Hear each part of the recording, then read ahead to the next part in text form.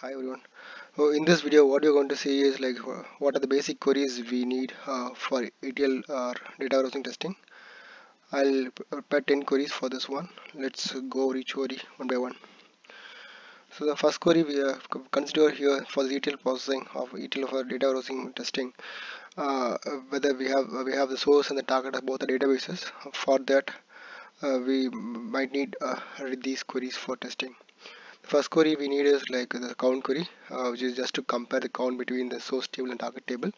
So normally we'll take the count query as count star from table A, source table. Similarly, we take the count from take a target table, then compare between these count between these two tables.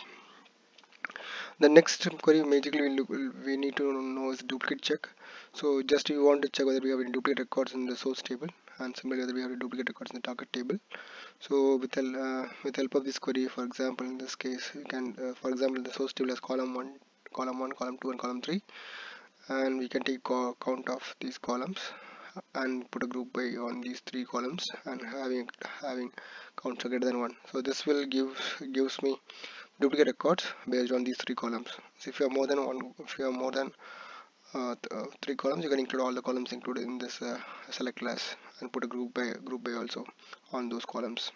And if you give a count greater than 1, gives all the duplicate entries from the source table. Similarly, you can do a count star from the domain count star from the group by count star from the target table also, which gives the duplicate records from target table. So in that way you can check whether there is duplicate records available in the table or not.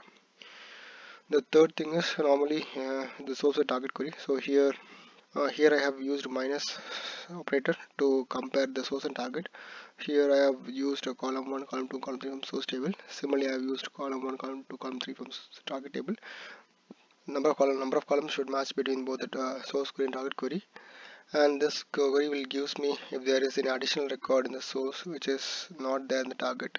So in that way we'll get the records whether the source and targets are matching or not. So this will give us only the additional records in the source table which is not there in the target table. Similarly, in the fourth query, what you're going to see is the reverse of the third one. So here I'm going to check the target table first at the top, and then we're going to put the source query table.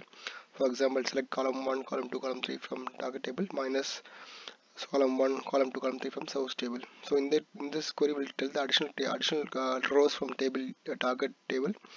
So in that way we can find difference. The third query is which gives you the additional record from source table.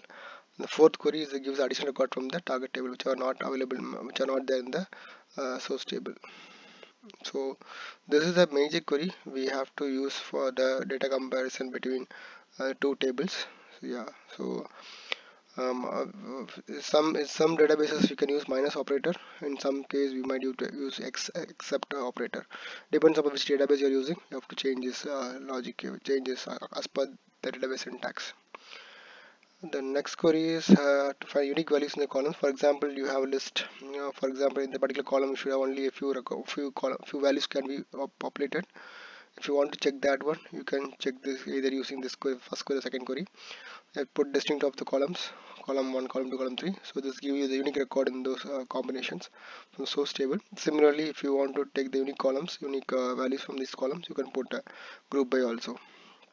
So this will give us the unique combinations. If you have only one, I mean, if you want to give one column, one key. So in this query will give you the unique values in a particular column or in a combination of columns.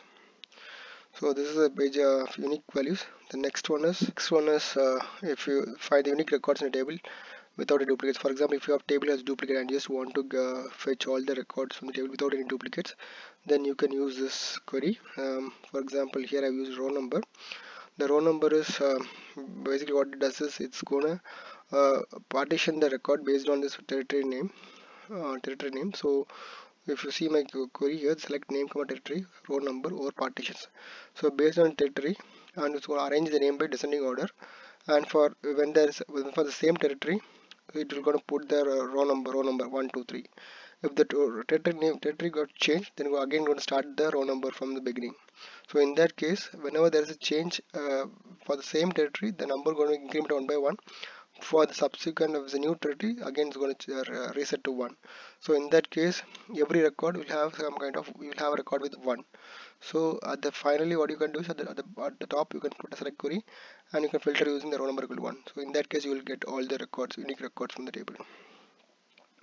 This is really helpful like when you want to remove the duplicate records. Similarly, you have rank function, rank operator also. You can check how it is behavior here. Yeah, but basically row number is the one which is used to filter the duplicate records. Move on to the next one. Next one is null check. So if for example if you have some specific condition where you want to say like particular column should not be null, so in that case you can check whether the column is null or not. That you can check in this query. Select star from table where column 1 is null. This is mainly for the null check. Apart from the next query you want to see is join. So if you have two tables, if you want to join these two tables, then you can use inner join to join the two tables, and we will get the matching records between these two tables. For example, if you have table A and table source table and target table, and based on this condition column, for example, if you combine these two columns, column 1 from source and column 1 from target, if there's a match in between these tables, then those records will be coming out in as output.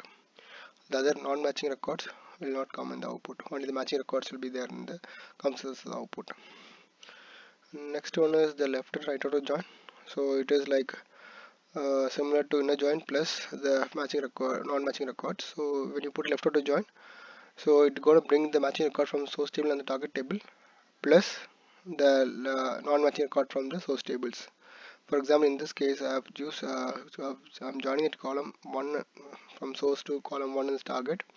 So if there is a match, then it's going to bring all the records. So in that case, the target column also will be populated for the matching records, and for the non-matching records, source column will be populated, but for target column will be populated as null values. So in that way, you can filter out if we want to check whether the record is missing the target. Is that way? We can one way is using a minus. You can find out.